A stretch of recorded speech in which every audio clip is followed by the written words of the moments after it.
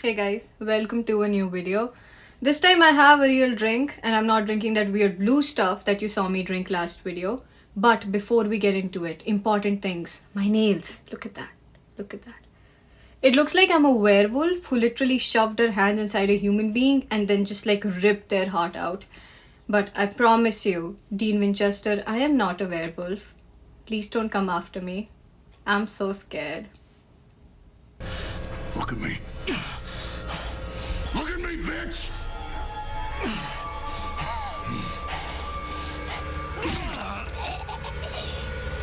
Let's get into the video. Dark romance. So, dark romance used to be dangerous. It used to make us question things in love like power, control, and obsession. And it used to make us introspect as to why we are drawn to these aspects. But lately, I feel like it has become more about the aesthetic with just like the black covers, the red lipsticks, the morally grey men who just look dangerous, but they don't feel dangerous. You know what I mean? And there's this whole other thing when we start using dark romance to comfort us instead of making us question ourselves and introspect ourselves, because what we have essentially done at this point is ripped away so much from dark romance to the point we have only left the fantasy of the dark and we have not left the truth of the dark. There's essentially things happening without any moral consequence whatsoever. This is my fourth time trying to record this part because there's a bug and oh my god, ew. It just keeps coming back. So dark romance wasn't always about these toxic but cute tropes. No. It used to explore aspects of love that would scare us, the kind of love that consumes us, the kind of love that blurs the line between affection and control. It gave people or readers a safe place to explore the forbidden, like the desire, the surrender, the intoxicating pull between danger and safety. But it knew it was dark, and that was the key point. Books like Rebecca or Wuthering Heights, they did not glamorize their relationships. No, they exposed them. They acknowledged the fact that love can be destructive. It can destroy you, but at the same time, it can feel so beautiful, even as it burns down around you catastrophically. And that was my favorite aspect about dark romance. It wasn't about look how hot he is. It was about look how easy it is to lose yourself if you mistake control for devotion.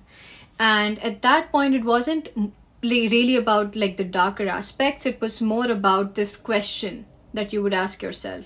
How far can love go before it stops being love? Dark romance is now soft. It is marketed as dangerous, but it's all smoke and no fire. Manipulative has been rebranded as protective but possessive. Abusive has been rebranded as he just loves her too much. And these stories, they're not confronting the toxicity. No, they're romanticizing it. And you know what? I kind of get it. The algorithm does not reward moral tension. No, it rewards archetypes. Book Talk does not like discomfort. Book Talk wants a 5-second pitch. He kills for her. Or, he's a villain, but he loves only her. When you take away all of the moral consequence from dark romance, it is not dark, it is hollow. It's essentially just danger with all its edges filed off so that it can trend. And fantasy makes this even trickier. Hear me out. Because it gives everything permission to exist without consequence. He's not a murderer. He's just a cursed fey prince. And she's not being manipulated. It's fate. She's not trapped. She's his fated mate. Duh, you idiots. I love fantasy, okay? I really do. But when magic is used to excuse the same actions or same behaviors over and over and over again, darkness does not seem explorative anymore. It just feels like fan service.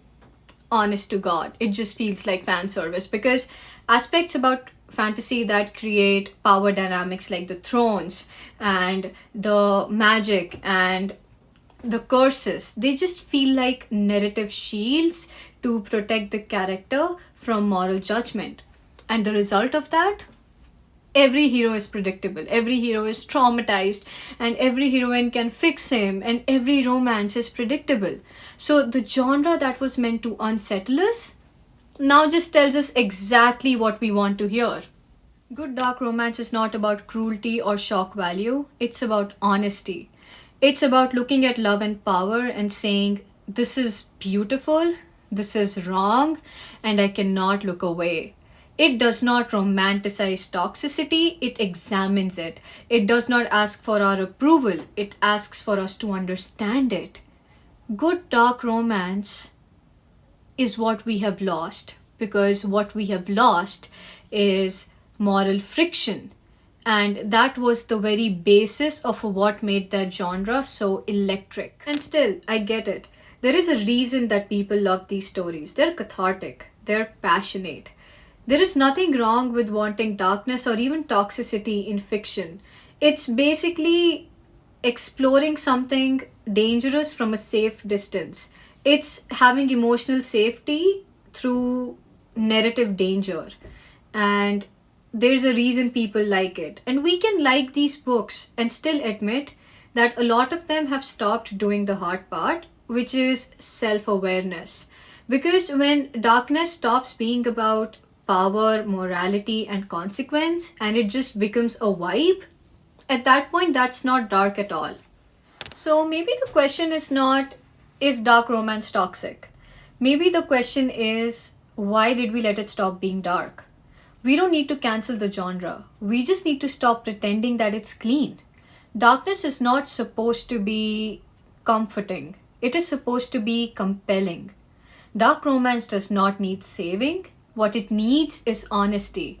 Because when we stop wrestling with the danger, the desire, and the damage, we stop writing about people and we just start writing about fantasy with all of its teeth pulled out. So if you made it to the very end of this video, and if you liked what I talked about, tell me what you think in the comments. And maybe like and subscribe and share the video if you liked it that much. And I will put a link to my Discord server in the description. It's a community with a lot of creatives and other writers and readers who like to talk about these things. And we're always having fun discussions in there. So make sure you check it out. And that's it. Hope you have a great rest of your day, and I'll see you next week with another video.